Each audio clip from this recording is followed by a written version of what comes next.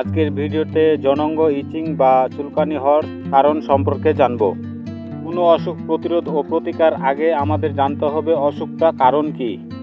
কেননা কারণ জানলে অসুখ মোকাবেলা সহজ হয়। জনঙ্গে অনেক কারণের চুলকানি হতে পারে, তার মধ্যে উল্লেখযোগ্য কারণসমূহ ইস্ট বা ছত্রাকের আক্রমণ। উপসর্গগুলো হলো যোনিপথ দিয়ে ঘন সাদা তরলের নির্গমন হয়, চুলকানি, ব্যথা ও প্রদাহ হয়। যৌন মিলনের সময় ব্যথা হয়, ব্যাকটেরিয়াল ভ্যাজাইনোসিস এর সংক্রমণ।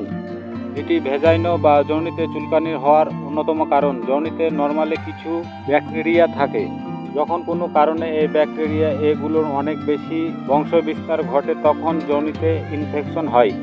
উপসর্গগুলো গন্ধযুক্ত ও মাছের আস্তে গন্ধযুক্ত তরল নির্গত হয় যৌন দিয়ে। চুলকানি হয় প্রচুর, প্রসবের সময় জ্বালাপোড়া হয়। ট্রাইকোমোনিয়াসিস এর আক্রমণ, এটি একটি প্যারাসাইট, এটি আক্রমণে যৌনিতে চুলকানি হয়।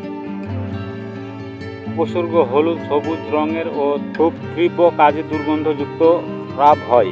তলপেটে ব্যথা হয়, যৌনিতে চুলকানি হয়। জনঙ্গে চুলকানির প্রতিকার: ছত্রাকের সংক্রমণ হলে অ্যান্টিফ্যাঙ্গাল ঔষধ যেমন ইটোক্যানজলি, মাইকেনজলি, কল্টারাইমাজল, টাইকোনজল, ফুলক্যানজলি ইত্যাদি ওষুধ খেতে হয় 3 থেকে 5 দিন। তবে কিছু ওষুধ একদিনেও কাজ করে, তাই ডোজ ও কতদিনে খাবেন তা জানতে ডাক্তারের পরামর্শ নিন। এছাড়া ল্যাক্টোবিগ্লাস, অ্যাকিটোপাইলস ট্যাবলেট খাওয়া যেতে পারে এর সাথে। ব্যাকটেরিয়া সংক্রমণ হলে অ্যান্টিবায়োটিক ড্রাগস খেতে হয়। যে অ্যান্টিবায়োটিক খান না কেন তা কমপক্ষে 5 থেকে 7 দিন খাবেন। প্যারাসাইটের সংক্রমণ হলে মেট্রোনাইডাজোলি খেতে পারেন। এছাড়াও ভেগনাল ক্লাইন্ডামাইকিন, ক্রিম, ক্লিনকিন, ওয়ার্টিনাইডাজোলি এগুলো যৌনিতে লাগাতে হয় বেশি। চুলকানি হলে লাইডোক্যান নামক জেল আক্রান্ত স্থানে লাগাতে পারেন। এতে সাময়িক আরাম হবে কিন্তু পুরো সেরে যাবে না, তাই ডাক্তারের দেখাবেন।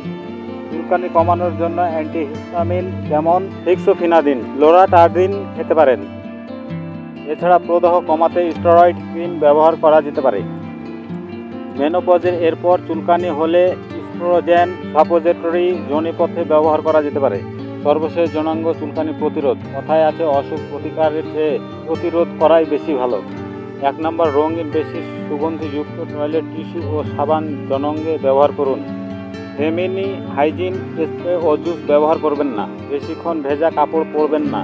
আপনার জনঙ্গে পরিষ্কার এবং প্রস্রাব পায়খানা করার সময় হাত দিয়ে সামনে থেকে পিছনে পরিষ্কার করবেন। 5 নম্বর, দইয়ে ল্যাক্টোবাসিলাস নামক উপকারী ব্যাকটেরিয়া থাকে। সুতির কাপড় দিয়ে তৈরি অন্তর্বাস বা প্যান্টি পরুন। সিনথেটিক প্যান্টি পরবেন না।